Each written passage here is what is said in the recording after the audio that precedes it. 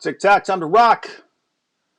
Good evening, good morning, good afternoon to all the Christians, the Muslims, the Jews, the atheists, the agnostics, the Hindus, the Buddhists, and yes, even you followers of the God, the Mother movement who are watching from all around the world.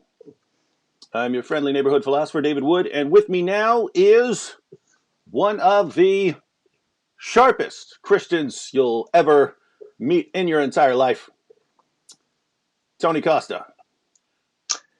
It's a pleasure to be with you there, Dave. Dr. Tony Costa. If people don't know you, it's because you're in Canada. Right. And most people don't pay attention to what goes on up there. But Tony, why don't you tell us, for those of the viewers who don't know you, why don't you give us a little introduction to who you are and what you do? Sure. I'm a Christian apologist. I live in Toronto, Ontario, Canada, and I teach at several seminaries up here in Canada. Toronto Baptist Seminary is the primary one. I also teach at Heritage College and Seminary in Cambridge, Ontario, Canada. And I also do some teaching with the University of Toronto. And I also teach with the Providence Theological Institute down in Franklin, Tennessee. I'm also a pastor. I pastor at the Oakwood Wesleyan Church in Toronto. And I do a lot of speaking engagements in terms of equipping Christians on the defense of their faith. I also engage in debates with Muslims, atheists, secular humanists. And my job is principally to address the issue of the defense of the faith and equipping Christians on how to effectively give a response, an answer to those who ask of them about the hope that they have in Jesus Christ. Mm-hmm. And I've had 9 debates with Shabir Ali. How many have you had? Because I think I've had about, I think my count is about 11 to 12. Okay, so you got me beat on that one. Yeah. I started with Shabir way back in 92 when he first got started in Toronto. And the first debate I had, I think it was his third or fourth debate with a Christian, but it was my first. Your first debate was with Shabir Ali? Yes, in 1992. Wow, that's nuts. In 1992, that's before I was a Christian. There you go. That's before I went to jail. I was in 10th grade. There you go. Wow, you were debating Shabir Ali when I was in 10th grade. Already, that's right. And still an atheist. All right, cool. Well, let's see. I'm getting some requests here for update on my brother, so might as well do that real quick. So please give us an update on Manny. I don't have much to add. So I left, I think 2 days ago or whatever, left up there. And basically Manny had been improving slightly each day. So each day he was doing a little more. As I pointed out in the video update I posted, it was kind of all activity that's associated with the brain stem. Whereas what you're looking for to see if your brother is still going to be your brother, you're looking for sort of higher level functions and so on. But his brain was still swollen, so your brain swelling kind of stuns the brain into not doing much. And so the question is what was going to happen.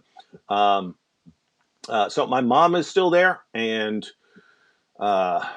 she sends updates. She says that Manny can recognize people in the room. He can't talk or anything, but she says she can tell by his eyes and so on that he's recognizing people and so on. With that said, I don't entirely trust what other people say. You know what I mean? Because I'm hoping that's the case. I just don't completely trust really any mother, right, who's looking at her son who has brain damage. It's always going to be a question of, is she kind of seeing what she wants to see? So pretty soon, sometime in the next week, I'll drive to West Virginia again, and then once I'm there, I'll give everyone a more thorough update. But again, is basically been small improvements each day. Beyond that, I'm gonna have to see for myself. But if I hear anything that's sort of indisputable, like he starts talking or something like that, then I'll give everyone an update. All right. Well, we're going to talk about social justice movement, cultural Marxism, and how how these are sort of paralleling Islam in certain ways. So we're going to go ahead and take a look at that. But we have we have Stephen Atkins here. We both know Stephen, but he says Yep. Tony is the nice and polite version of David Wood. That's a good comment. The difference is Tony's brain holds massively more information than mine. My brain's like an orange juice glass. Like, you know, I can pour a lot into it, but stuff's going to spill out, right? Right. It doesn't just hold more and more. As soon as I start learning one thing, I start forgetting other things. Whereas Tony's brain, like Sam Shamoon's brain, it just continues to absorb more and more information. Just yeah. So and you guys will find that out if we get into some Q&A here. But Tony, why don't we start with one of these? How about cultural Marxism? Now you're using cultural Marxism. You would claim that the social justice movement is a kind of social cultural Marxism, right? Yes. Yes. So why don't you break down that for us? A sibling of the cultural Marxist movement. Mm-hmm. Definitely. Yeah. So go ahead and break down what that is for us. Well, let me just say quickly that in order but actually before you do that, lots of the people who come on here, we usually talk, straightforward apologetics dealing with Islam and Christianity. So this is kind of in a different direction. Sure. We do talk about things like freedom of speech and, things that are going on in society as far as that. Why don't you tell people why they need to pay attention to what this is? Well, because it hits at the heart of the matter. When we talk about cultural Marxism, we need to understand a little bit about the history of Marxism itself, classical Marxism, which was Marxist-Leninism. And of course, Karl Marx believed that all of history was defined by what we call power struggles, group identity, politics, and so forth. We hear that word being bantered about today in our social media and even in our governments today. So basically, Karl Marx's argument was that all of history is about power struggles. Now, this is important because Islam is also about power struggle, the concept of jihad until all comes under the hegemony of Allah and Sharia law and so forth.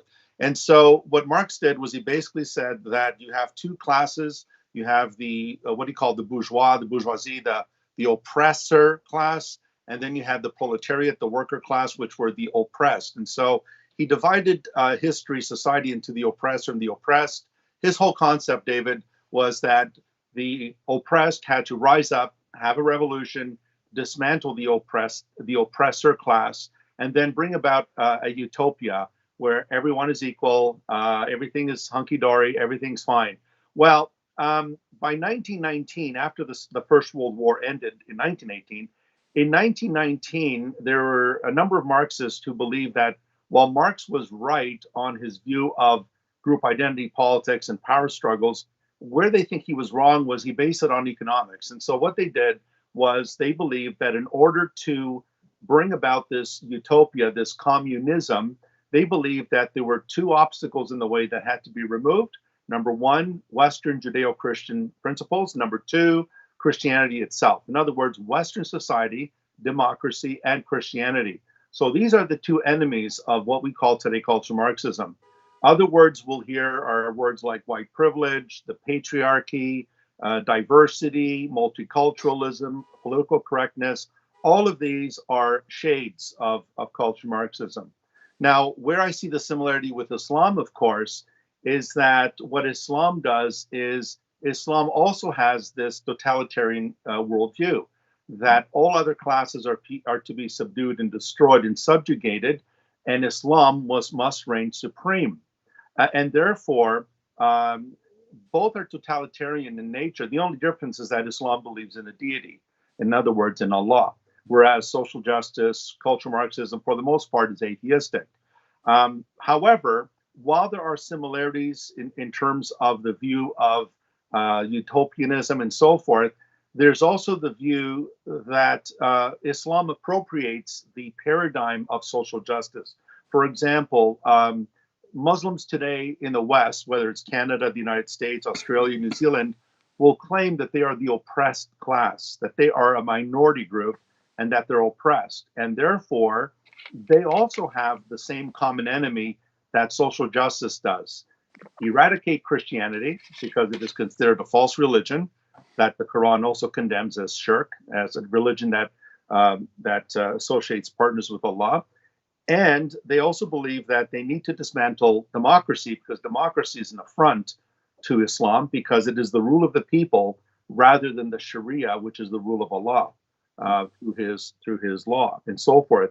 But what it has done is it has appropriated this paradigm of the oppressor oppressed, so that in the United States today, and I think you touched on this earlier, David, that in the United States today and in the West, for the most part, they are more concerned if mosques are being shot up than synagogues or even churches. And that's because we've been attuned in the West to look at Islam and Muslims as a minority group that is persecuted. And therefore, they have used words like Islamophobia to censure any critique of Islam. So there's a lot of intersectionality here when we look at Islam, when we look at cultural Marxism. They're very, very similar in their outlook. But what Islam does is it will join with the left in the United States. That's why Ilhan Omar, AOC, and most of these folks you will notice will side with Muslims over against traditional Christianity. And what they will do is they will join the chorus and say, the West is responsible for the Crusades. The West is responsible for the slave trade and so forth, where in actual fact, Islam initiated the slave trade in the 7th century in the Eastern Horn of Africa. And Islam actually triggered the Crusades, which, as you know, David, was a 400-year response to the Islamic invasions of the Middle East and North Africa as far as Spain and Portugal, Andalusia. And therefore, one second, Sam. Oh, go yes. ahead and wrap that up, and then Yeah. and then I have a couple quick questions and stuff, and then and also one thing I'll just say, and then I'll close up, is that we also hear a lot about colonization.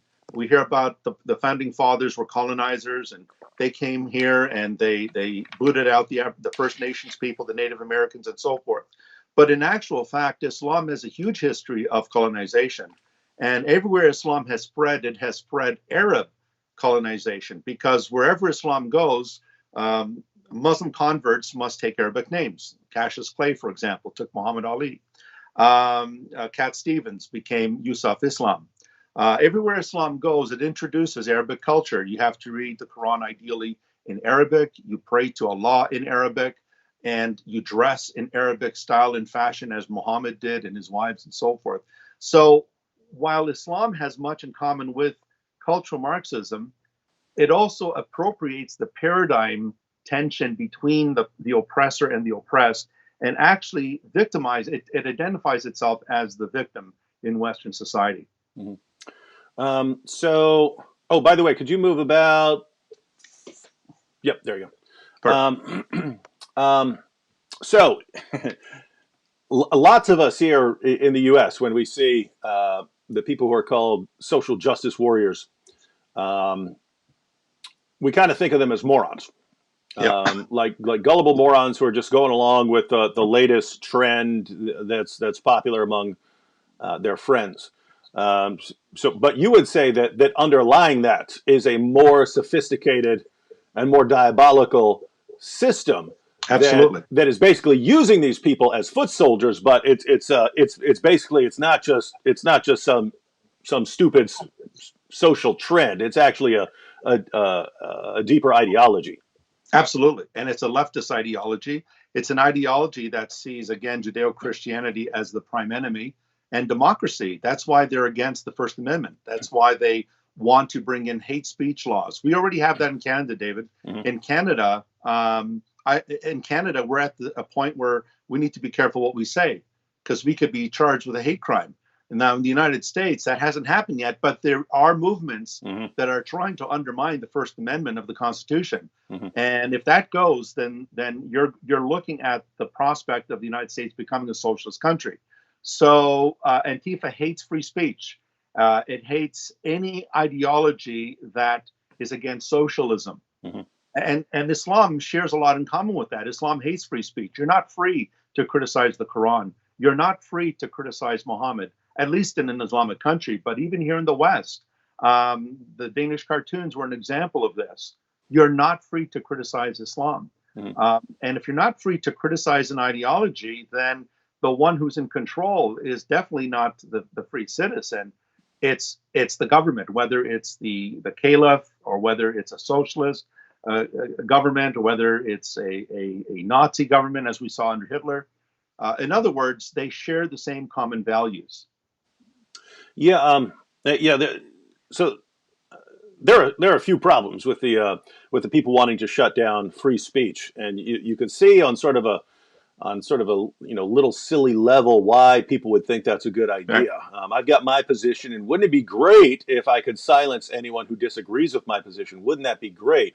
But in order to do that, someone has to be empowered to silence people. And once you've Right. empowered people to silence others, how in the name of common sense do you think that they would never ever use that power against you? In other words, Exactly. once you say, hey, President of the United States and Congress, we give you the authority to tell police officers that they can run around arresting people for saying certain things, and you there are people who just think, wow, that's a really good idea, and that way they can go around silencing all my opponents. But Hmm. now, yeah, if you ever do that, then you've just given the government the ability to silence anyone they want, even And you. that's right. And then they define what hate speech is. They Mhm. define what hate is. And if Yeah. they can define that, David, then they can define your speech. They can compel your speech. Hmm. So you're back to George Orwell's 1984. Yeah. And apart from that, there's a reason that societies that do that sort of thing don't flourish in the way that places like the United States Exactly right. have.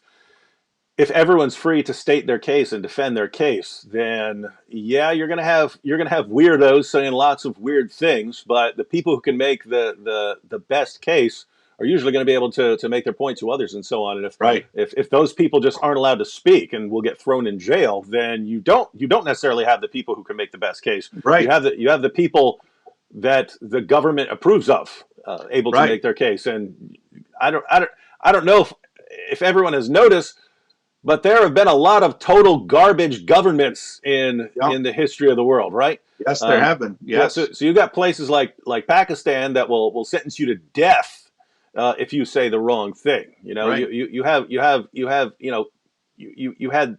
communists, you had Nazis, you have all sorts of governments telling people what they can and cannot say. Why you would ever trust the government? And that, more than anything about the U.S. That I love, is that the founders understood: do not trust the government. Just That's do right. the entire system, the entire Constitution is all about making sure no one can tyrannize you, right? Making sure Correct. no one can impose his personal will on you, and that's why you've got the government. That's why you have the system of checks and balances, to where Right. one branch of government can never become so powerful that it can't be challenged or put in its place by others. And then you've got like the Bill of Rights, and that's basically a list of things the government cannot do to you. So you're Right. protected. You're protected from the government. Each branch of the government is you're protected from them by the other branches of government, and they're basically setting it up.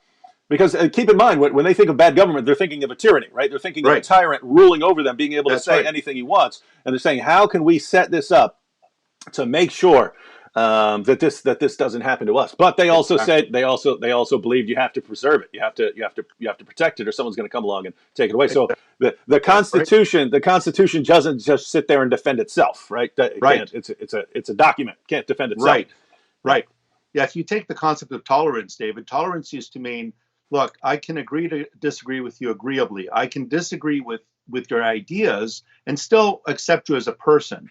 Today, tolerance means you have to accept a certain ideology, or else you're intolerant, you're a hateful person, you are someone who is a bigot, you are someone who's a racist, Islamophobe, homophobe, and so forth and so on. So the very concept of tolerance does not mean what it means in its classical sense. Mm-hmm. Yeah. Well, before we go on, I did have a question pulled up. Oh, first of all, I did want to ask, social justice. Social justice sounds good, Yeah, to me, right? yeah. It sounds like it's something that's good, and there are oppressed peoples, right? Yes. And it is. I think it's good to want to do things to help oppressed peoples not be oppressed anymore. So, um, what's the relationship here? Because Right. again, when people start talking about social justice and so on, I think I mean, gosh, it wasn't that long ago that we had really bad things going on here. And so, if you start talking about on the surface, I would say, cool, social justice. I'm for social Right. justice, but that's not exactly No. what it is. No, it's equivocation because biblical social justice, David, as you know, is caring for the orphan, the widow, to care for the most vulnerable people in our society. But biblical justice is about not only caring for them, but it's about getting them back on their feet so that they can become employable, so they can make something of their life. The orphan is raised so that he can marry, have a family, have children, and so forth. Modern day secular social justice is another buzzword for socialism. And when they talk about social justice, what they mean is equality of outcome. Everyone is supposed to be treated the same at the end of the day. And it also means redistribution of wealth, which is something very different than what the Bible talks about. Redistribution of wealth, taking from those who have and give it to the have-nots. The welfare system, for example, which is supposed to be provisionary. It's temporary to get someone back on their feet. But in most cases, as you know, in my country and in your country, the welfare system has become a perpetual system where people remain in it and then their children remain in it and their offspring as well. So I'm glad you brought that up, David, because it can be very misleading. Social justice in the secular context means basically socialism, redistribution of wealth, equality of outcome at the end of the day. Yeah. So Christianity has always placed an emphasis on helping oppressed people and Always. helping the poor and helping widows and things like that. So so that aspect of social justice we would be fans of, but that's not what the social justice Not at all. movement is. You're saying it's actually socialism, Right. and they're calling for, guys. Do you understand what equality of outcome means? Equality Yes. of outcome. That means that Yes. that everyone sort of gets the same result. Actually, I've wanted to do a video on this for a while because I used to read Kurt Vonnegut stories, and Okay. he has this awesome story about where they sort of took this very seriously. They took social justice very seriously. That's what it was called and so on. But Right. they took equality of outcome very seriously. So what they had to do was, people who were naturally good jumpers, they had to wear weights so that they could only jump as far as other people. Attractive people had to wear masks so that they wouldn't be obviously more attractive than other people. And so there was this massive system of all these things that everyone had to do in order to Right. be equal weight, equal height, equal in looks, equal in every way, so that no one would have an unfair advantage over anyone else. And yeah, I should probably find that story and read it again, and then do a little discussion of it. Because when you're reading it like that, it's like, gosh, this is so ridiculous.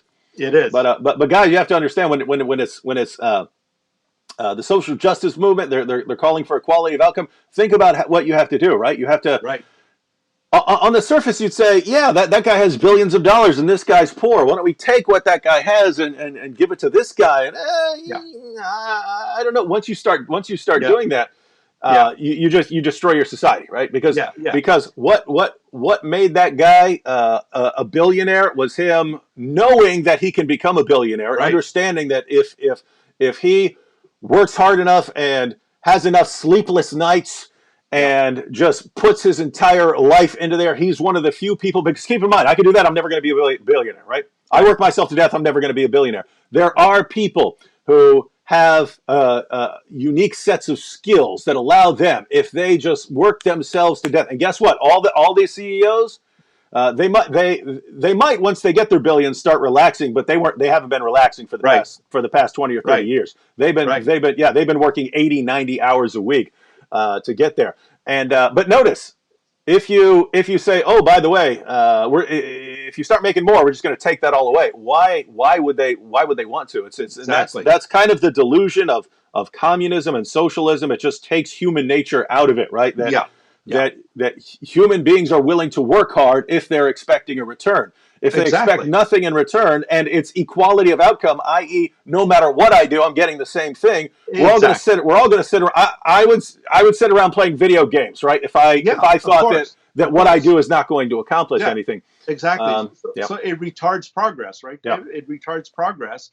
And of course, the West was built on the concept of equality of opportunity. That if you apply yourself, if you study hard, if you get a job, if you're responsible, again, be responsible, get married, don't sleep around, be a responsible parent. If you work hard at what you have, you will accomplish something. That's the greatness of America, is that you can become something if you apply yourself. But that's not the case with equality of outcome. At the end, the assembly line just pops out the same product. Yeah. Quick shout out to Dan Thayer on the super sticker there, and Eric B, who just joined the Boom Squad. So yeah, it's really weird in the sense of, social justice. It sounds one way, and that's where lots of people sort of get on board with it, not realizing what they're getting into. Same thing with equality of outcome. Sounds good. Hey, why do you have billionaires and poor people? Wouldn't it be good if we leveled the playing field? That sounds good. Not realizing, great, when people do this, they destroy their societies, because there's no incentive. And by the way, guys, and you think, oh, that guy's got, the what's his name, Jeff Bezos or whatever, who runs Amazon, and he's got like over $100 billion and stuff. Those guys don't sit around with $100 billion under their mattress, right? Their money's usually in things like stocks and so on, and they usually keep investing it and start companies. In other words, that money is not sitting somewhere. That money is being circulated in various ways. Yes, he has stocks that he can exchange and get cash if he wants, but that cash is not sitting there. So anyway, these are the guys that give us jobs, right? These are the guys that give us jobs. And so you take them away, then you don't have people creating jobs, and you have to rely on the government to do it. And what did we learn from the founders of the United States? Do not trust your government to do things like that, right? Guys, if you learn anything else from this discussion, the government sucks. The government sucks at pretty much everything it does. There are certain things that we only let the government do, like our military stuff. But guess what? If there were private companies with competition, they'd be able to do it better. Anyone can do anything better than the government. When the government has no competition, really, really bad. And socialism is basically saying, give the government the power to do everything, business and so on. Give it no competition at all. It's the only game in town, and that's when everything's going to get better. Right. Oh my goodness! How it's like this when you say it like that, it's like the stupidest position anyone could ever offer, and this is what the young people are falling for. And that's why socialism, David, likes big government. Small government is preferable, but when you invest too much power into the government, this is where socialism is born. This is where fascism is born. What's what we saw in Italy under Mussolini. It's what we saw in Hitler with being the Chancellor of Germany. It's what we see in Islamic regimes in Iran. We see it with the royal family in Saudi Arabia. When their centralized power sits in the seat of the government, that's where you see this tyranny take place. Yep. Eric B. and Jesse Armiger joined the Boom Squad. Smart move. That helps us keep going. I had a question here, but I put the question up here on the screen like probably 20 minutes ago or so. But Tracy asked, now I realize why I didn't ask this. I wanted to clarify social justice and stuff, and how what it sounds like is not necessarily what it is. Tracy says, Pastor, what do you do when the social justice stuff infects your church? How do we effectively combat this other than prayer? And let me go and flesh that out a little, right? because I have Christian friends. I have Christian friends who are on board with a lot of the social justice stuff. And this is a difficult issue because if you start coming out saying, "Hey, I'm not, this social justice warrior nonsense," Hmm. you start coming off like someone who's saying, "No, I'm not for, protecting oppressed peoples. I'm, lots of people who are in the movement. If you start criticizing social justice, they'll think you're a racist. They'll think you're all for the rich and you hate the poor and Right. things like that. Right. So what do you do there? Yeah, I think definition is important, David. That's why I appreciate you asking to define what we mean by social justice. Now, it is entering the church, but it enters it through another door called critical race theory. And this is something that is beginning to really shake the Southern Baptist Convention, this whole issue of critical race theory, rather. The way we address this is we need to define what it is.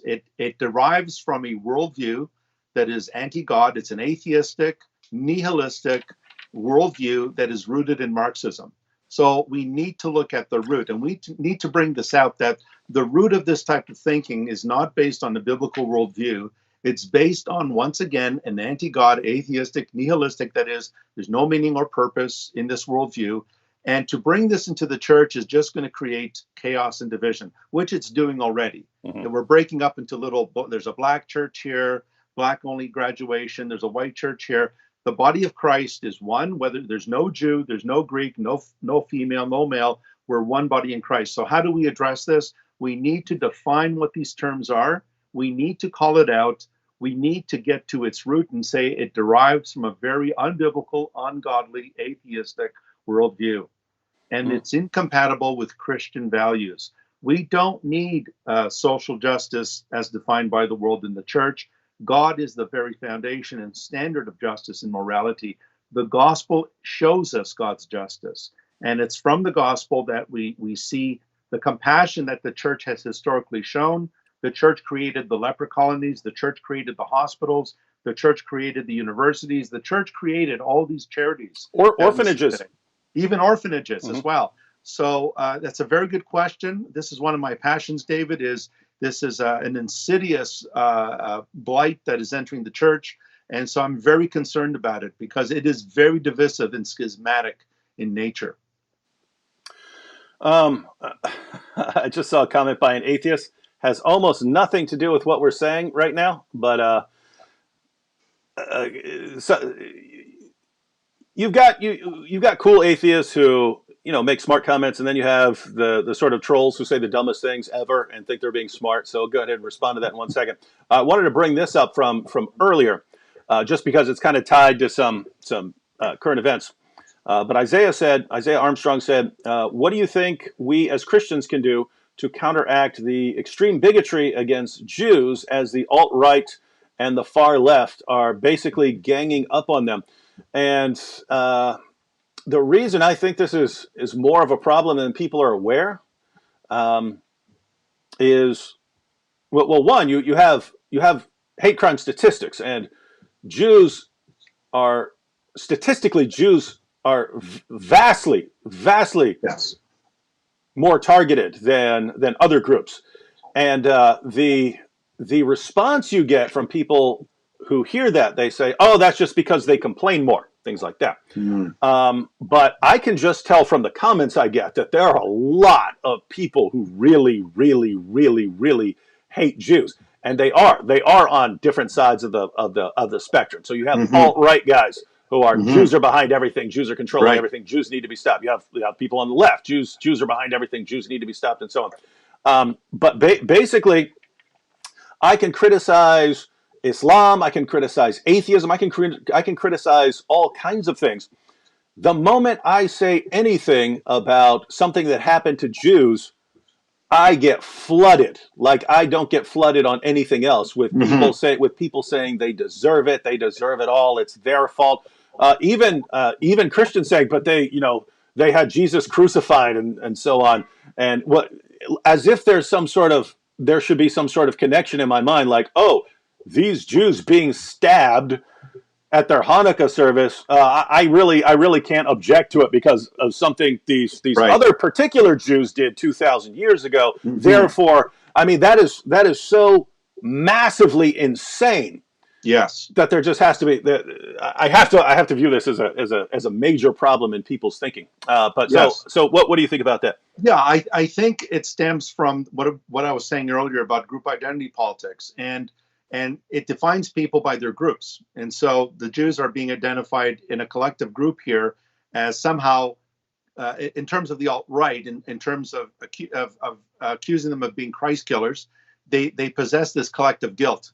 So even Mm-hmm. though something happened 2,000 years ago where members of the Sanhedrin condemned Jesus of Nazareth to death, let's ignore Nicodemus, let's ignore Joseph of Arimathea, let's ignore all those other Jewish believers, but because they're collectively part of this group, they're condemned as a group. Yeah, And and let's not apply the same reasoning to Romans, right? Let's not say, oh, someone's exactly, going around killing Italians, and we should be fine with exactly, it. exactly. So we're back to that group identity politics.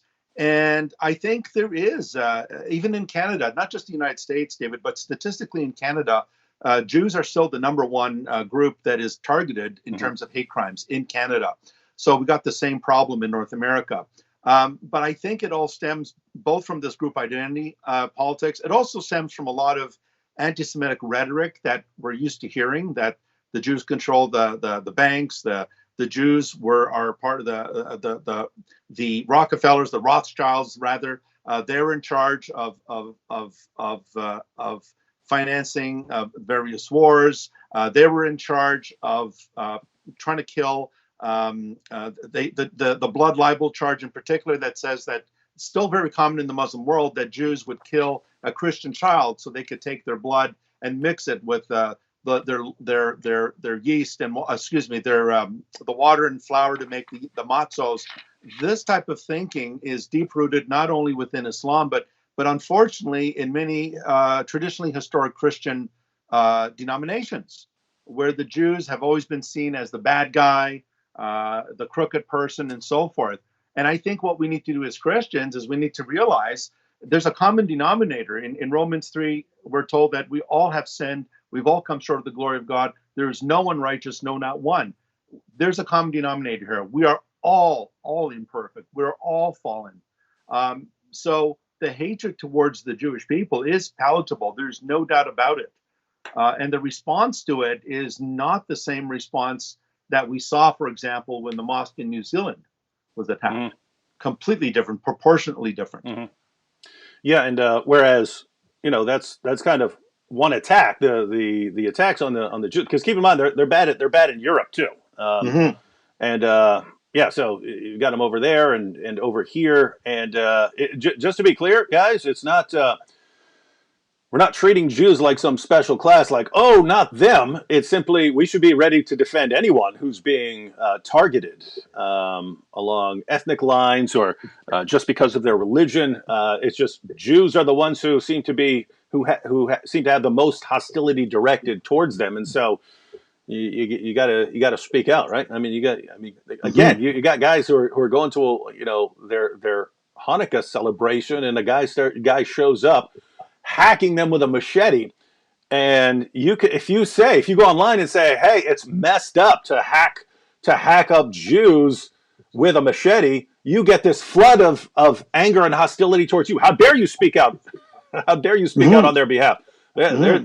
There is a sickness of festering, ladies and gentlemen. But even in Islam, right, David? In Islam, we see that in the Quran, Surah 582, that of all the disbelievers, the most Uh-huh. antagonists towards the Muslims are the Jews. They're even worse than the pagans and the polytheists. Mm-hmm. So within Islam, and even in the Hadith about every Jew being annihilated before the last hour comes, the Jews are clearly demarcated as the arch enemy of God in the Quran, Mm-hmm. and of the prophets too, as the murderers of the prophets.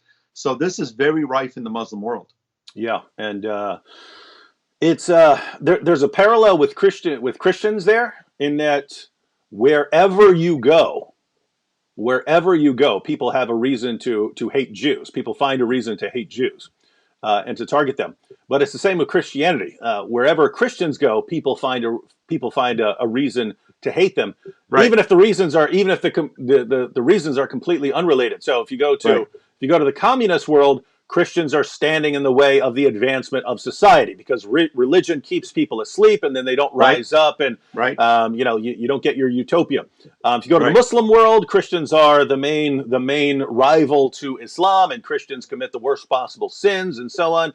And so Christianity is bad there. If you come to the West, Christianity is standing in the way of science, and it's going to stop science if we don't do something about it. It's going to cause all these problems. And so no matter where you go, notice those are completely different kinds of reasons to hate Christians, but everyone always finds a reason. But same with the Jews. And interesting. I think that's an interesting parallel. Okay, so wait, let me get this one real quick. Pahantu said, "Will Trump join the Boom Boom Room?" Trump's already been in the Boom Boom Room. So look up Muhammad meets Donald Trump. We already did that one. Vocab played both parts. He played Muhammad and Donald Trump. All right, here we have an atheist. Totally off topic. Not surprising from some of the atheists here. It doesn't matter. You could be talking about any philosophical issue, any political issue, and they'll come in there. Oh, you're Sky Daddy, and that's like the going term, right? Yeah. Sky Daddy. I came up with that myself. Sky Daddy. It's like the last 9,000 guys. I obviously think you're wrong about atheism and so on, but do you need to be so unoriginal? Could you have some sort of original thought at any point in your life? That's what bothers me. That's what bothers me more than anything. Just these guys I call them Dawkins drones. You know what I mean? They just come out here posting the same thing over and over again. So, I mean, it'll be almost word for word, right? Like they all run up, my Sky Daddy, my Sky Daddy, my Sky Daddy. It's so dumb. Anyway, it's kind of a different topic, but wanted to go ahead and address this real quick. But Andy LH says, "Hey, what's the difference between a Christian and a nun?" The Christian needs to believe in an imaginary Sky Daddy to convince themselves murder is wrong.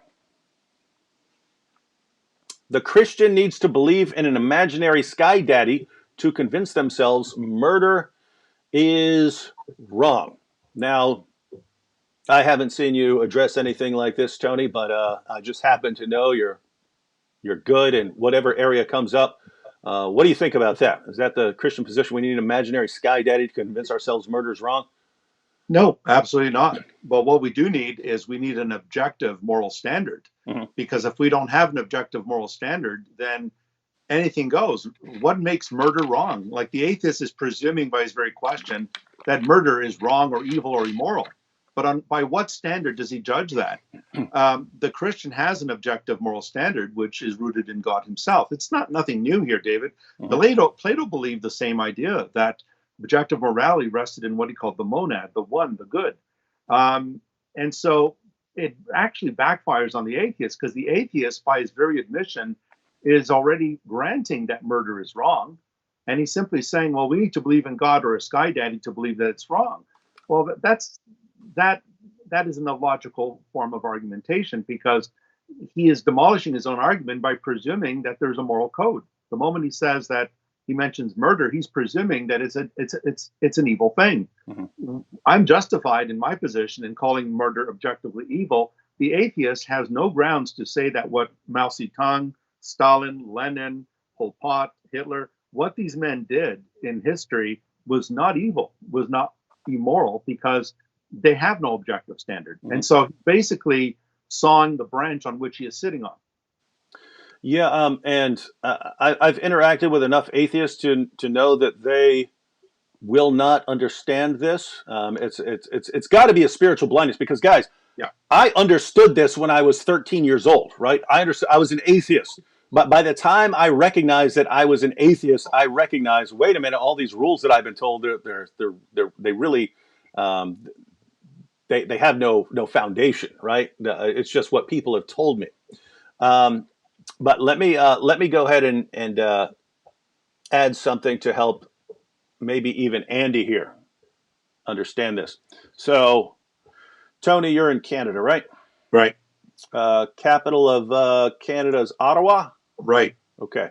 Now, suppose, Andy LH, suppose I believe that Ottawa is the capital of Canada, right? You could say I'm justified in believing that Ottawa is the capital of Canada. Where did I, do that? I can't remember exactly. I've read it somewhere, learned it in school, something, seen it on a Right. map, something like that. But I believe that Ottawa is the capital of Canada. All right, so you would say I'm justified in believing that. Now, suppose I find out, suppose I learn that a mad scientist brainwashed me into believing that Ottawa is the capital of Canada. Now, once I find that out, once I find out that a mad scientist has brainwashed me into thinking that Ottawa is the capital of Canada, am I then justified in believing that Ottawa is the capital of Canada? Yes. And so I would say, if I find out that the only reason I believe that Ottawa is the capital of Canada is because I've been brainwashed, someone toyed with my brain, that I'd have to say, well, I'm not justified in believing it until I go out and verify it, right? Because if I know that the process by which I concluded that is brainwashing, well, I don't know the intentions of the brainwasher, right? He could be brainwashing me into believing something that's false. He could be brainwashing That's me right. into believing something is true. Right. So I would no longer be justified in believing that until I go out and verify it somehow. All right. So now think about this, right? My moral beliefs that murder is wrong, that torturing old ladies for fun is wrong, that these things are wrong. We all believe these things. We believe these things. What happens, though, is that given your position, we have to wonder, how did we arrive at these beliefs, right? And you basically got two places you could go. You can say you're sort of wired through evolutionary history. You became wired to believe that murder is wrong, that torturing old ladies for fun is wrong, that generally harming others without some sort of good reason is wrong, and that we now have some sort of herd mentality, herd instinct, and we so we believe that those kinds of things are wrong. But if you believe that that is the source of our moral claims, it's similar to finding out that your belief has been brainwashed into you, right? You should immediately think, whoa, if the process by which I arrived at my moral views, my moral positions, is just that some ancestors, some people back in history were better at humping and finding food and killing their enemies with a spear, and because they were wired in a certain way, now I'm wired in a certain way. If that's the basis of your moral claims, that's why I believe that this is wrong, because the people who had that did a better job at killing their enemies and reproducing than people who didn't have that. They didn't do as well. If that's what you think your moral claim is, that's just very weird, because we end up with all sorts of creatures doing all kinds of things, right? A lion that moves into a new pride of lions will kill all the baby lions in the pride Right.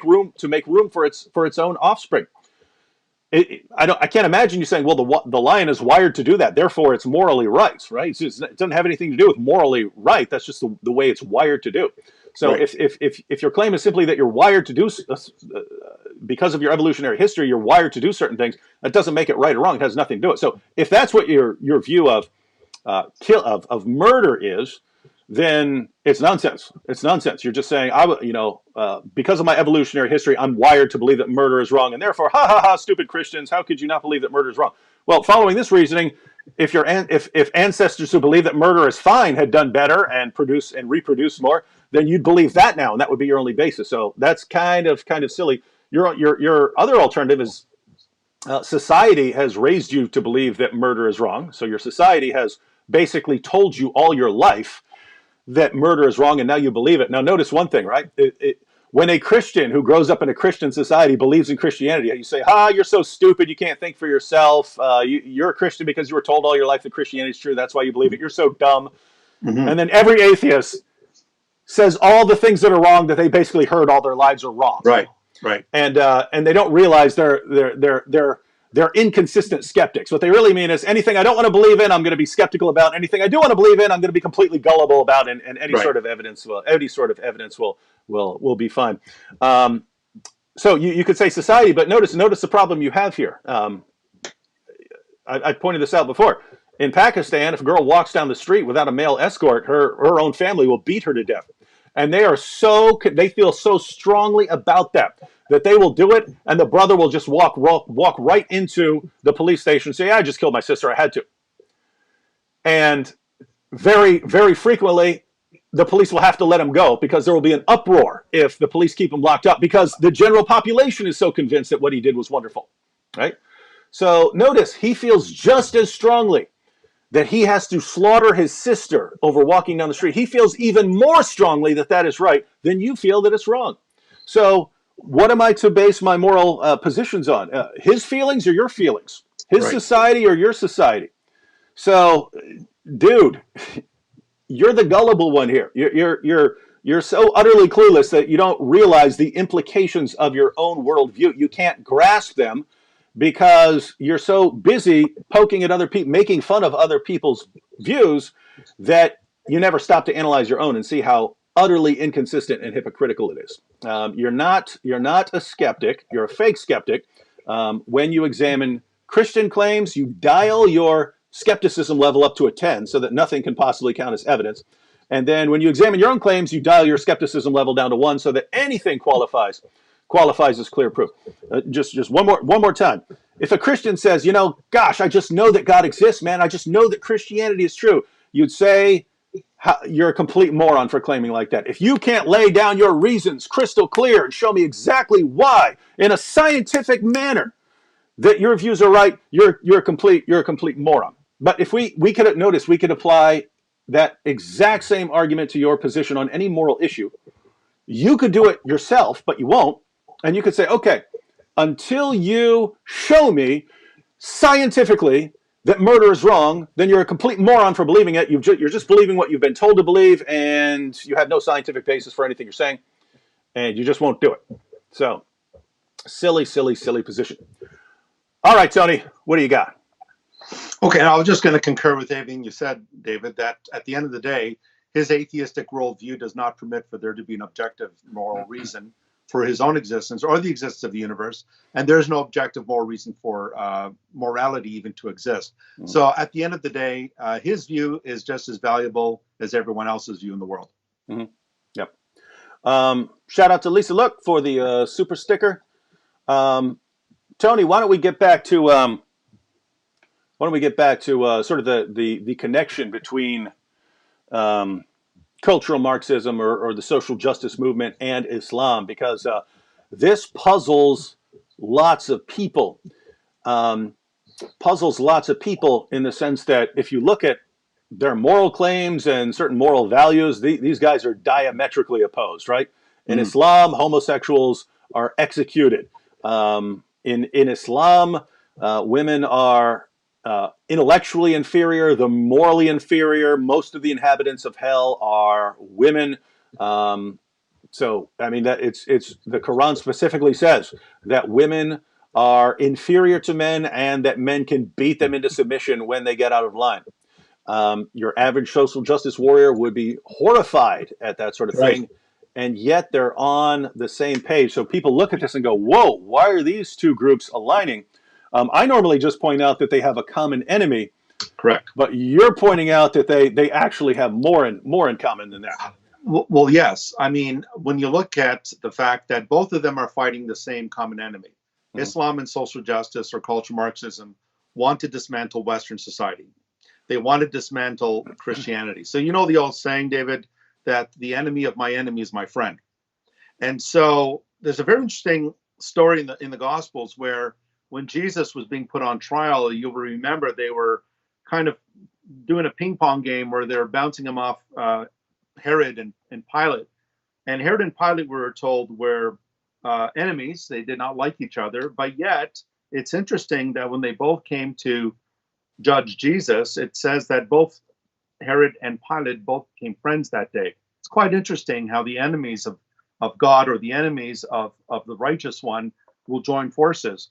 So what I find there is that the Muslims know very well what they're doing. So, for example, you have LGBTQ for Palestinians, where in the Palestinian territories, they would throw them off the highest building and stone them to death. That is, the homosexuals. And so the Muslims know exactly what they're doing. And this, of course, is part of, there's a doctrine in Islam, David. I'm sure you've come across this. It's called the Darura, and Darura is the principle of necessity, which basically says that to advance the Islamic cause, there are certain things that you can do that you're permitted in doing, even if it's haram, even if it's not halal, you're permitted to do certain things if it will advance the cause of Islam. And so it's not surprising when you see Muslim groups siding shoulder to shoulder with Black Lives Matter and other social justice groups, because they are using them as pawns to achieve a common goal. But as you know, David, once they become the majority, the Quran says you should be uppermost. Why do you call for peace when you should be uppermost? Once they achieve that majority, then offensive jihad kicks in and they take over. Mm-hmm. So it's a means to an end, really. I had one more question on this. If they were ever successful, right? If the amazing team up, the leftist, feminist, social justice warriors, and so on, who are teamed up with Islam, jihadis, and so on. If they were ever successful, and they won against all their enemies, and it was just these two groups standing who are left, Right. Who do you think wins that one?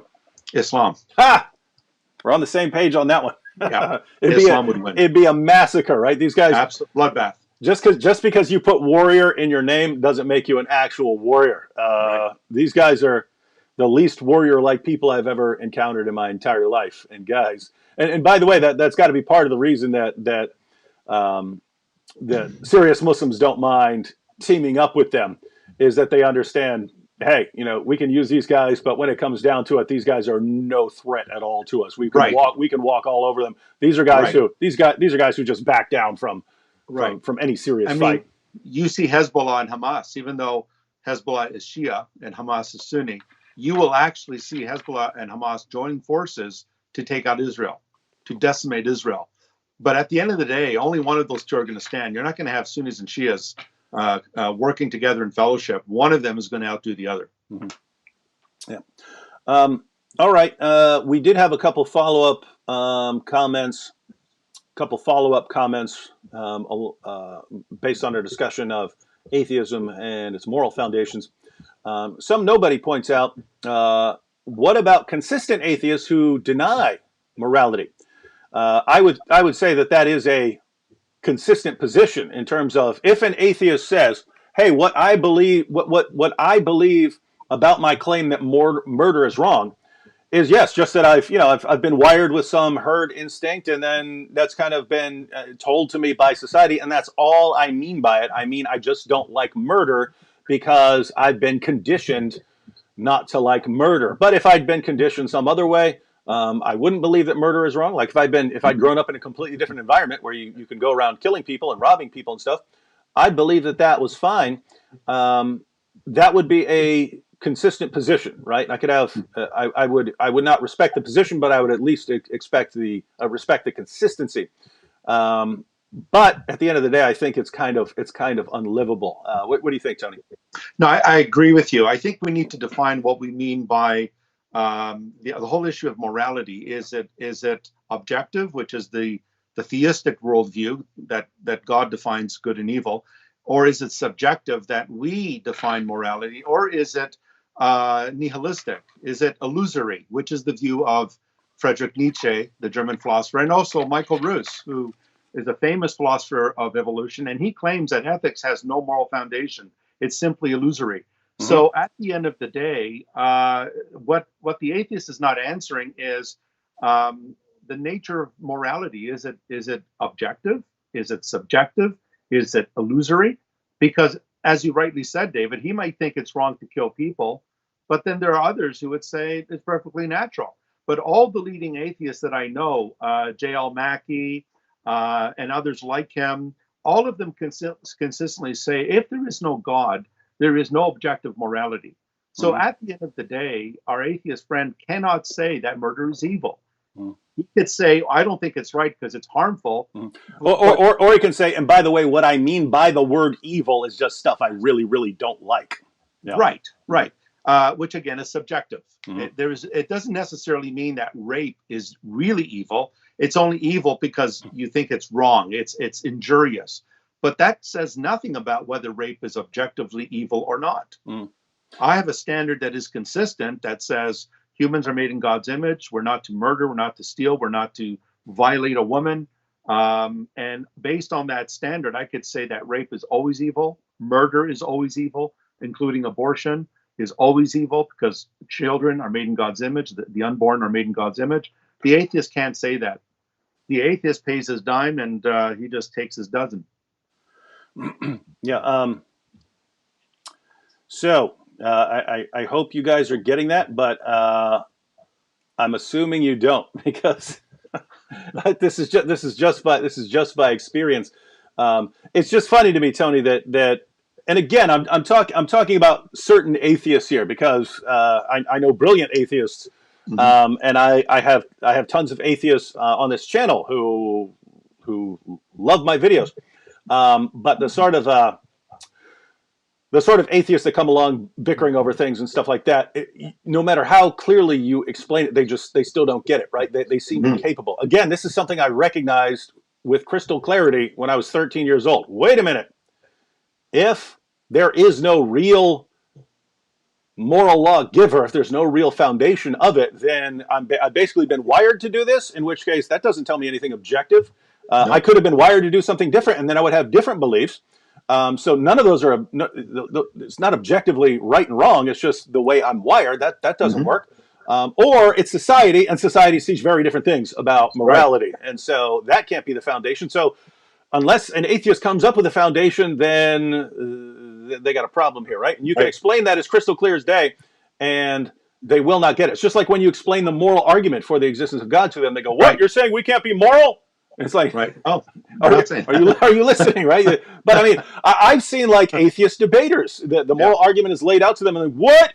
You're saying I can't be moral like the rest of you? That's nonsense. And it's just you start thinking, wait a minute. If you're the guys who can't follow any arguments, and you're the ones who are claiming that there's no good evidence that God exists, and one more time, you're the guys who can't understand very simple arguments, then what business do you have telling us that there's no good evidence for the existence of God when you guys can't understand simple arguments, right? Right. You see the problem there.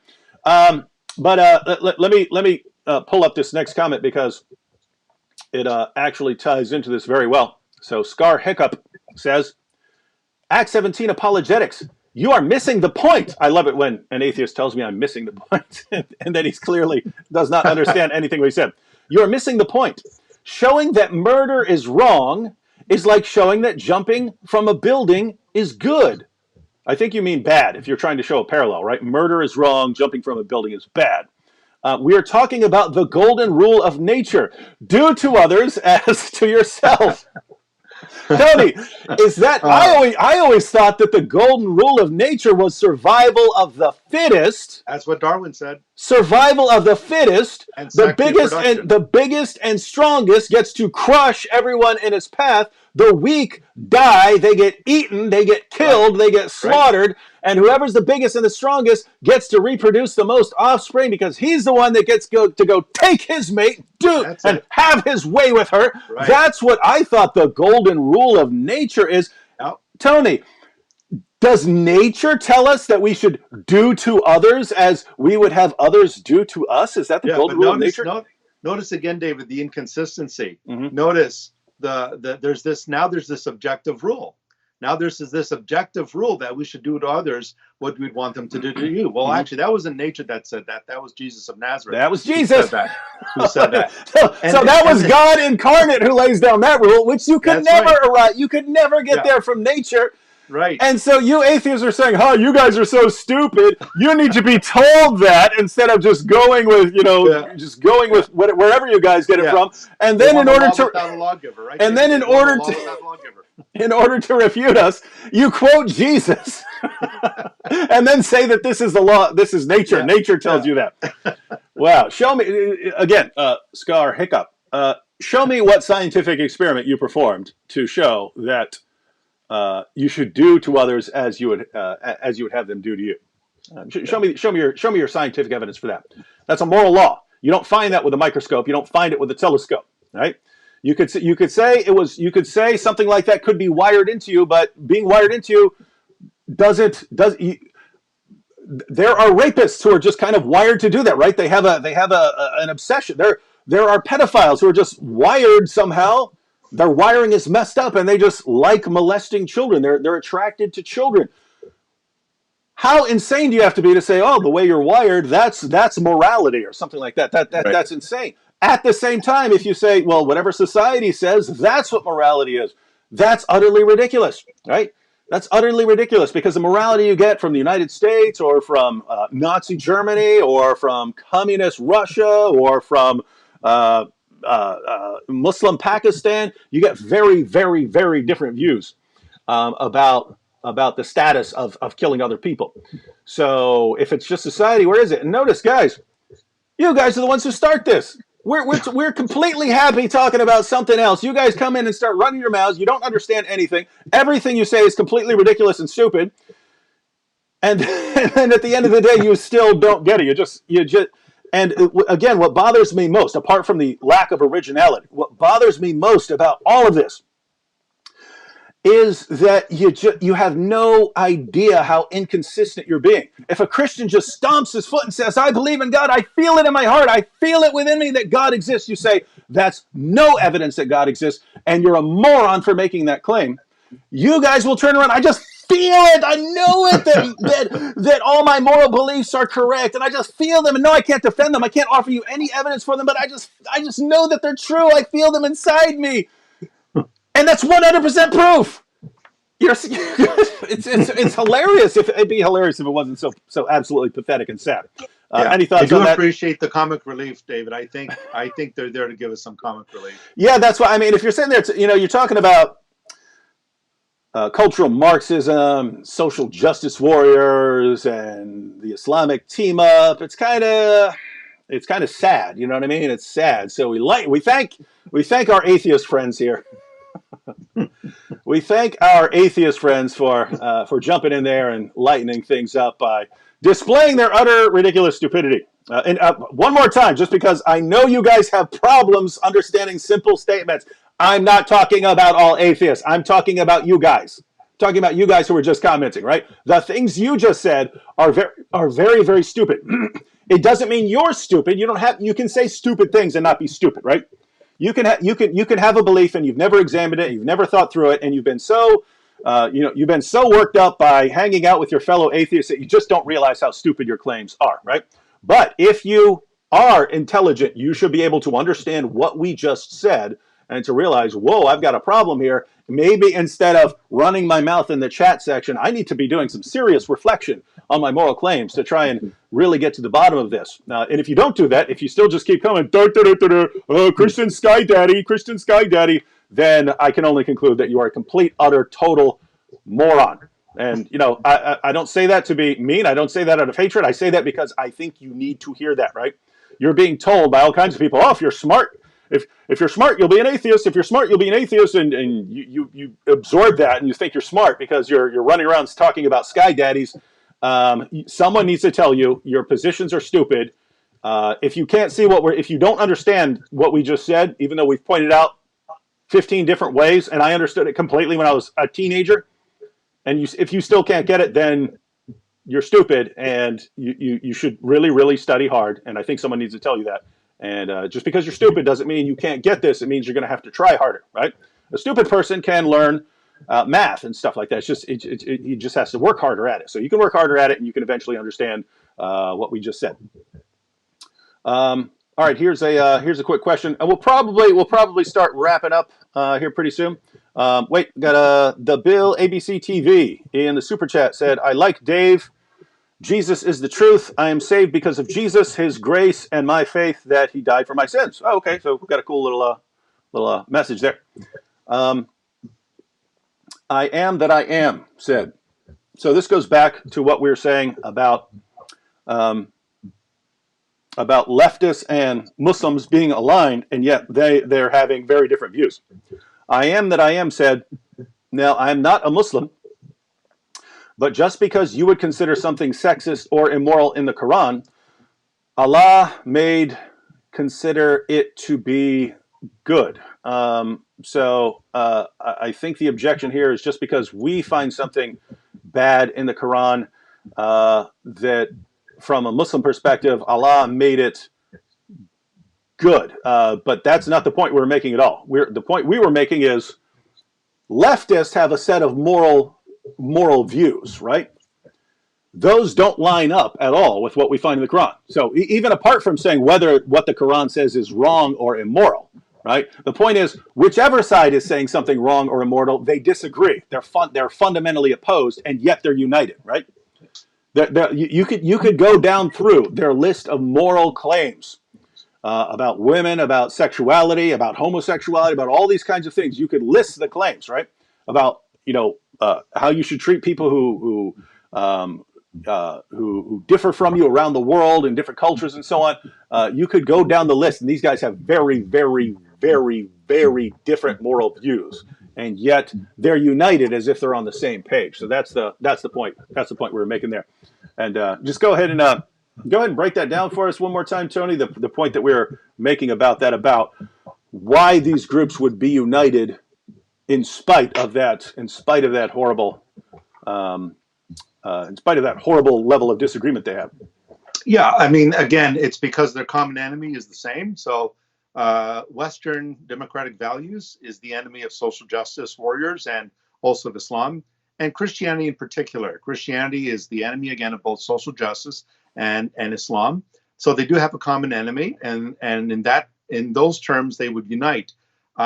Where they differ, of course, is that the social justice warriors have bought into the oppressed oppressor paradigm, and so they think the Muslims are this oppressed minority that they need to defend, just like they need to defend LGBTQ and all the other oppressed groups. But at the end of the day, what we're saying is that the value system that the Muslims hold to is a completely different one.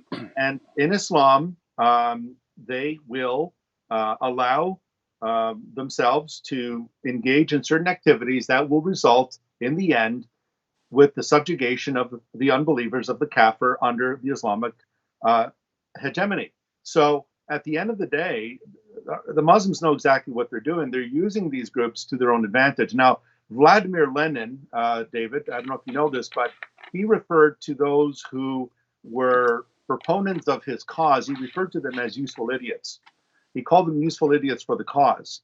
And so what he believed was that there were these Europeans who were very pro-socialism, as Lenin was, but what they didn't know was that he was planning to not just take over Russia, but eventually his plans was to take over the Ukraine, and then, of course, under Stalin, he took over the Baltic states as well, and then eventually, after the Second World War, they took parts of Poland as well. So my whole point is this, that you have two opposing groups, two different value systems, but one of them has a supremacist worldview where they will conquer the other side once they achieve the exact number of people or the exact number of warriors that they have to take over and implement Sharia law. Mm-hmm. We got another atheist question. We got some more from the atheists. Keep in mind, guys, as we are sitting here, sort of just shredding these comments. Keep in mind, we didn't start this. Yeah. We had no interest at all in talking about this. We were talking about cultural Marxism and the social justice movement, its connection with Islam. I have no idea why atheists wouldn't just sit there and cheer us on. They have to come in there, and it's like they need attention, right? It's like they need attention, like, hey, you guys are talking about that? No, talk about us. Sky Daddy, Sky Daddy, Sky Daddy. Can you give me some attention over here? Guys, if you want attention, I'll give you attention. I got no problem with that. Whoops. Got no problem with that. So, okay, so here's the latest from Scar Hiccup. and you know what's funny? Before I even get the comment, I know once we've blast any sort of intellectual foundation and shown exactly what we mean, that the atheist is going to turn it into some emotional direction, right? I know before they do it, right? It's like clockwork, right? Yeah. Again, guys, what's with the lack of originality, right? I could predict you guys down to like, I could tell you, you're going to say this, and you're going to say this, and you're going to say this, and you're going to say this, and you're going to say this, right? So what's going to come up? Hell, right? Obviously. Oh. All right, Scar Hiccup. David, as a Christian, you see me being an atheist as a filthy creature who would burn in hell for the eternity. Now, Tony, you can correct me if I'm wrong here. You're the theologian. According to Christianity, aren't we all filthy creatures? Yes. Okay, so we're all sinful. Yeah, we're all sinful. And Scar Hiccup, apart from you being very, very dumb, and guys, just for those of you who are thinking, no, you're being too mean. If Scar Hiccup keeps coming and posting this stuff, then he obviously thinks he's really, really smart, and he's not. He needs to hear it, right? When Jesus blasted the scribes and Pharisees, you whitewashed tombs, you snakes, right?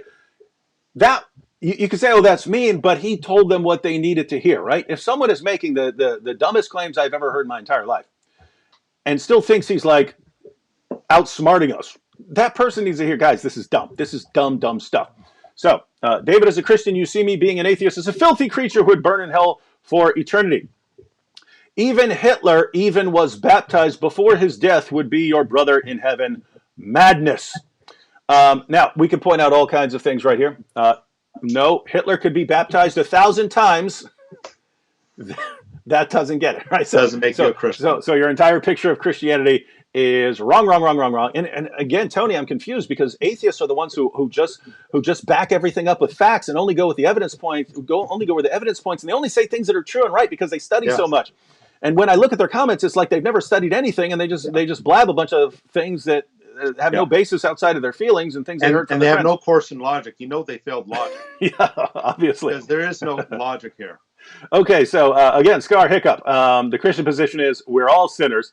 We're all our righteousness is as filthy rags before the Almighty. Therefore, if we are going to be with God, we need a righteousness that doesn't come from ourselves. That righteousness has to come from someone else. So God gives us His righteousness through the gospel, and so it's not that you're filthy. Again, apart from you just being woefully inadequate in your reasoning, you've probably lived a better life than I have.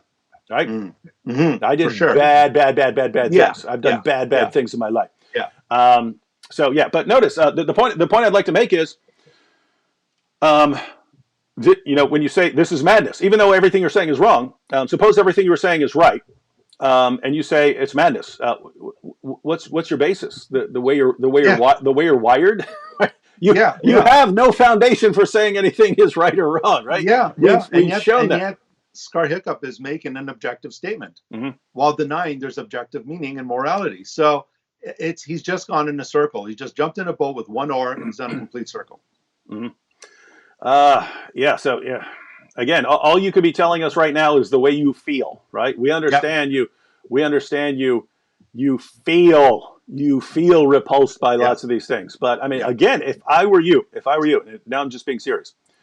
If I were you, and I just, I keep making these claims, and they just keep getting easily ripped to shreds, and it becomes apparent that I have just no clue what I'm talking about. And if I were doing that, and I kept seeing that, my positions ripped to shreds, I would stop commenting. I would go study. I don't understand why this is so difficult, right, guys? Notice I don't talk about many topics. I talk about Islam. Why? Because I study Islam a lot. I'll talk about atheism. Why? Because I kind of have a background in that, and I have a PhD in philosophy. But a lot of my work was in sort of philosophy of religion issues. So I've gone through all the highest levels of atheist scholarship and atheist reasoning. That's why I'm happy to kind of talk about that. I don't go talking about a lot of other stuff, right? You don't see me talking about Hinduism. Why? Because I don't have much of an idea of what I'm talking about, right? What amazes me is atheists who, again, claim to be the champions of reasoning and logic and evidence and facts, constantly talk about things they clearly have never studied in their entire lives. They have no clue what they're talking about. They're blurting out error after error after error after error after error after error after error. And they're pointing to us, people who are very, very careful in what we say, and people who spend our lives researching the things we talk about, and we're the stupid ones, and these guys who've never studied anything in their entire lives and will never take the time because they're too busy making fun of everyone in the comments, in the chat of a YouTube video, they're the champions of reason. That is so flipped that, guys, you got to understand, you're the ones who've been brainwashed here. You're the ones who've been conditioned. You've been conditioned to think that if you're running around typing Sky Daddy, you're the smart ones. And people who've dedicated their entire lives to studying these issues, dealing with the philosophical issues and so on, studying book after book, studying the opposition, studying people who disagree with us, we're the dumb ones because, you know, the Sky Daddy thing that you brought up. It's so pathetic. It's so pathetic, guys. Sorry again, but you need to hear that. Anything you wanted to add? Yeah, I was just going to add, David, that a lot of atheists don't realize, but they simply confirm what the Bible says about them, and that is suppressing the truth and unrighteousness. So there's a suppression of truth, and the reason for that is they don't want to acknowledge their need for Christ. They don't want to acknowledge their sin. They don't delight in holiness. They don't delight in the fear of God. There is no fear of God in them. They don't seek after God. And so the irony here is they kick against the very God who has perfectly defined their rebellion. And it's not to say that we don't care about atheists. We pray for them. We pray that God would be merciful to them, that they would repent of their sin and come to know Christ. Because you and I can't do it, David. I don't know. I'm sure you and I, we've never converted a soul outside of God's grace. It's God's grace that changes the hearts of sinners. So. All right, a couple more comments and then we'll close out. That'll be about an hour and a half in. Hadith Salam, who, oh, by the way, side comment here. I saw a comment earlier from someone asking for the hadiths I use. And he said, hey, if he sends me money, will I send him the hadith and Qurans that I use in my videos? No, you don't need to send me money. I'll just tell you right now. I'll tell you right now. And matter of fact, if someone could, I think it would have to be, oh, wait, I don't think people can post links in here anymore. Maybe I'll pull it up real quick. Hang on. The website that you can go to, it's a Muslim website. I'm going to post the link here as soon as I pull it up. The website, why is this coming up? The website that I use is kalamallah.com, and I'm posting it right now. But it's kalamallah.com, and when you see the hadiths and so on the screen, this is where I got them. I have the hard copies. I have the hard copies all over right here. But it's kind of hard to keep scanning books. So I downloaded the PDFs. But when you see that I have the source on the screen, that's because I downloaded the PDF from Kalamallah. So you can go right there. There's the link. Oops. There's the link. Hopefully that popped up. But you go there, and you've got multiple translations of the Quran there. You have them with parallel Arabic and so on. So you have the same Qurans that I normally use, and you have all the hadith collections that I normally use. So you have Sahih al-Bukhari, Sahih Muslim, Sunan Abu Dawud, Sunan an-Nasai, Jami al-Tirmidhi, and so on. You have all of those PDFs. You can download them all, have them on your computer, and what that allows you to do is, if you ever want to look up a reference that someone has given, bam, it's right there. Oh, also, what's cool about them? They're searchable. So if you type in Aisha, you can have every reference to Aisha in the sources. So, yep, hope that helps. All right, now, so anyway, I remember that comment because this guy goes by Hadith Salam. Hadith Salam says he's an atheist. But he says here, we are claiming that objective morality is subjectively defined. But I get you want a better definition of morality. What in the name of common sense are you talking about? Objective morality is subjectively defined? I don't think he understands what we mean here. Our point, correct me if I'm wrong, Tony, our point is there is no objective morality on your system, right? That's right, outside of God, yeah. Did you catch that, Hadith Salam? We're saying that all you have is subjective morality. If your worldview is correct, all you have is subjective morality. That's our claim. So I have no idea why you're saying your view is that objective morality is subjectively defined. There is no objective morality. That's our point. And once again, if you can show that there is objective morality, we'd love to see it. But guess what? You can't do that as an atheist. And that's why serious atheist philosophers would agree with what we're saying, right? They agree with us. They would agree there's no objective morality if atheism is true. It's a delusion. Now, what's amazing is atheists love to, oh, you Christians have your delusion, you have your God delusion, and they have what you might call the morality delusion, right? Mhm. They believe that there's this delusion that they have objective morality when they don't. All right, and you want to add anything to that? There were one or two more comments. Well, I think that's a contradiction. I think that what he was saying was, so he said objective morality is subjectively defined. Is that what he said, David? Objective morality is subjectively defined. Yeah.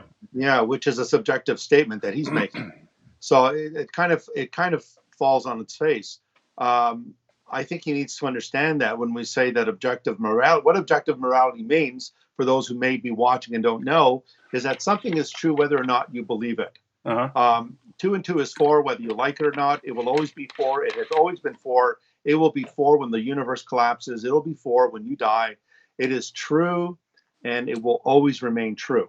Even if the majority of Nazis believed, or Germans believed, that what Hitler did during the his Nazi regime was right, it would not make it right, because murder is objectively evil at all times. And notice, even if the entire world, if every Yes. suppose Hitler had won and had Yes. forced everyone to be indoctrinated and to believe his Exactly. position, if 100% of the human population agreed that what Hitler did was right, it would still be wrong. That's what we mean by objectively wrong. Correct. Because morality is not a popularity count. It's not a popularity vote. It's objectively true.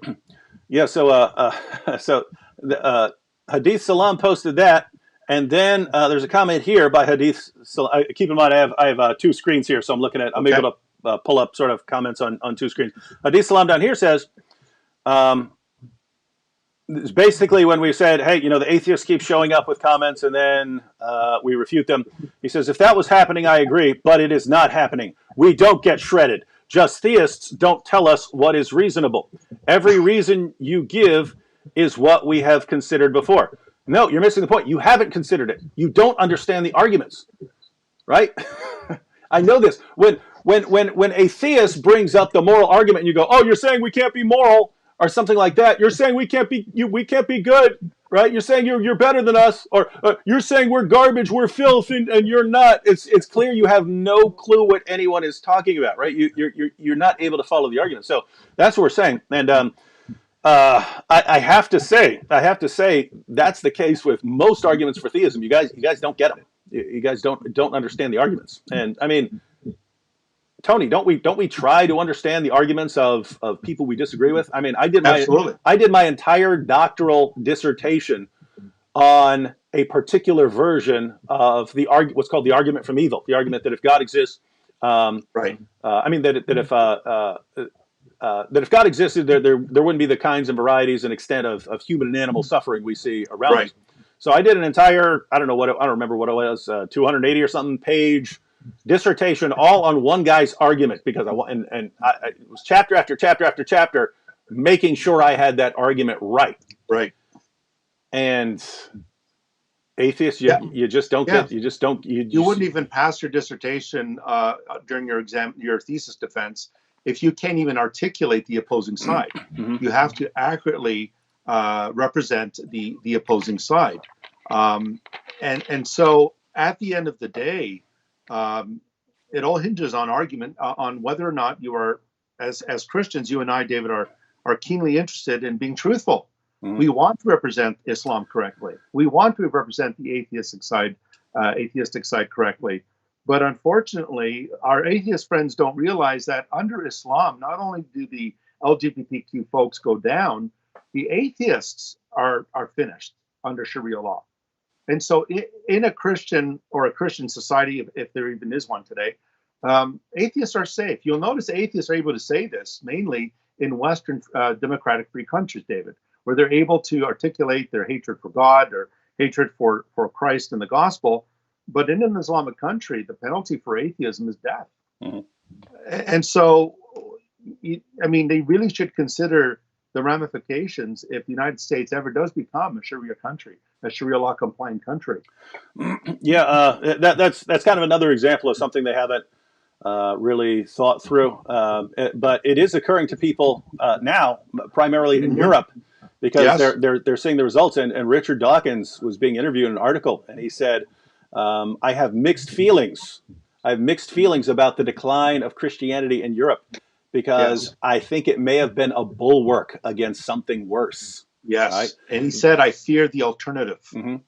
So, guys, think about that. And the reason that this is kind of a different point than we were making with the morality issue and so on. It's just that atheists are running around anytime Christians talk. They start mocking and so on, not realizing, guys, if you are successful in what you're trying to do, look what happened in Europe. Say what you want about Christians in Europe. You know, they fought wars, things like that.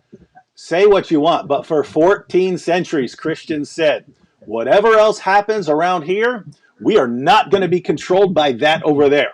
Whatever else happens, whatever our disagreements are, whatever wars we have, we are not going to be controlled by that thing, namely Islam.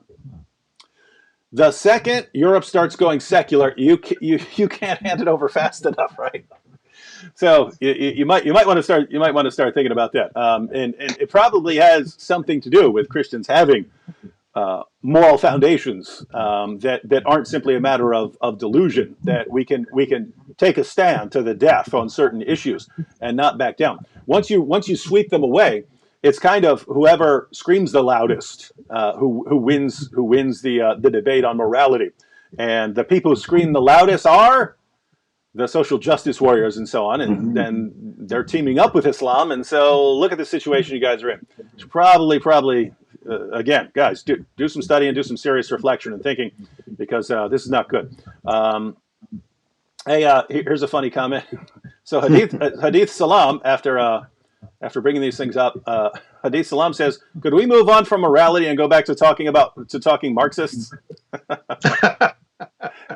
Well, yeah. Marxism is atheistic as well, so yeah, they do make good bedfellows. Yeah. So Hadith Salam. Morality is not a good topic for atheists. But keep in mind, I've said it before. We did not start this. But we did finish it. All right. So Tony, we could talk more, but I think we made the main points we wanted to make about cultural Marxism and the social justice movement and Islam. So this would be a good place to wrap things up. Q with Courage joined the Boom Squad. Shout out to Q with Courage there. All right, Tony, any final thoughts before we wrap up? Yeah, I think that we really need to wake up to the dangers of the social justice movement. It's permeated our academic institutions. It has permeated our governments. It has permeated our schools. It has permeated it's beginning to enter into the church. I think that it is a serious blight on our society that will affect our freedom of speech, our freedom of thought. I think it's going to increase Christian persecution, attacks on Christianity, and so forth. And I think we need to realize that it is a serious threat and that we need to address it. We need to become educated about these things. And at the same time, we also have to realize that the Islamic worldview is very much the same. It is a totalitarian worldview where it will seek to subjugate all systems, all nations under the banner of Islam. And that, of course, comes under the rubric of jihad. And so I think that as Christians and even free citizens, maybe you're not a Christian, you're a freedom-loving American or a Canadian or a British citizen, whatever it may be. We need to be aware that these are two enemies of our freedom. We need to be aware. We need to call them out. And I think that we have no excuse for not doing that. We need to realize the signs of the times. Mm-hmm. All right. I just wanted to address one more comment here from Wahid Nadafi. I'm guessing you're a Muslim. You asked, where did you get the idea that jihad comes in stages? Is that an Islamic concept? Is it in the Hadith? Are the three stages mentioned explicitly in Quran and Sunnah? It's not laid down as here are the three stages, but you see the three stages. And when we talk about the three stages, this comes from Muslim scholars. The first place I read it was if you get the Darussalam edition of Sahih al-Bukhari. So if you buy Sahih al-Bukhari with an English translation, you'll get the Darus Salam edition. But at the end of volume 9, so after you've read through all the hadith, there are some essays to help bring the hadith all together.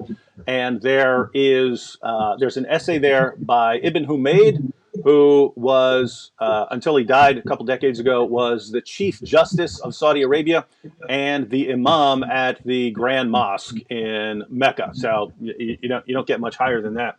But his position was, and he actually described it as four stages. And the stages were, at first, when you're unable to fight, you don't fight.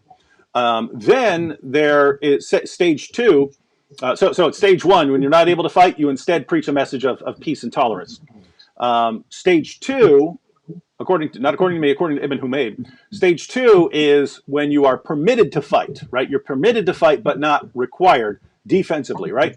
So if someone is doing something to the Muslim community or persecuting you or something, you're permitted to fight, but you don't have to, right? So that's stage two, according to him.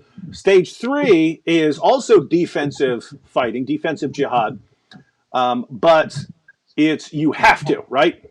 You have an obligation. If someone is doing something to the Muslim community, you have to go out and fight them, right? So now you have an obligation. And then stage four is offensive jihad, when you actually go out and subjugate. So no, I'm not making this up, but notice. So we just say defensive jihad, and we combine that into one stage.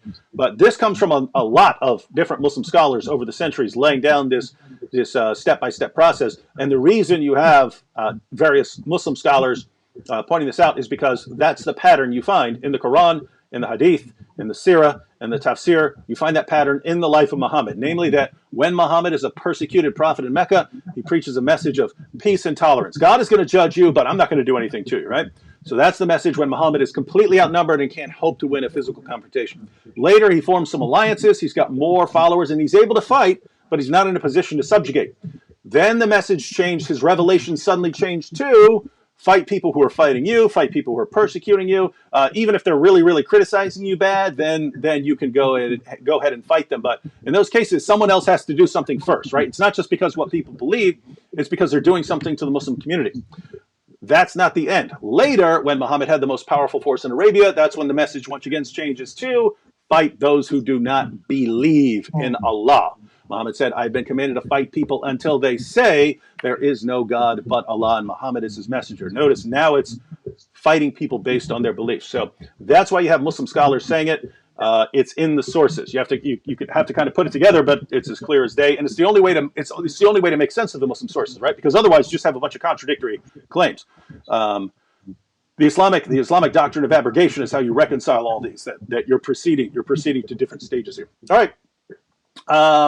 Thank you to Tony Costa for joining me, and I'm sure Tony will be back with us. Guys, post in the comments section what issues you'd like to see Tony, as someone who has done lots of debates with Muslims on Christian topics and Muslim topics. If you'd like him to come along and discuss those issues, put down there any issues you'd like him to cover, and we'll see what we can do. All right. Thanks to everyone who's joined us, and I believe I will be back tomorrow night since it's New Year's. I think I'm going to be on here with Vocab, and I think we'll just have a little New Year's party. Probably start at 10 and just go live until a little after midnight, and that'll reign in the new year. Oh, last shout out to Air Church for joining the Boom Squad. All right, catch you all later. See you tomorrow.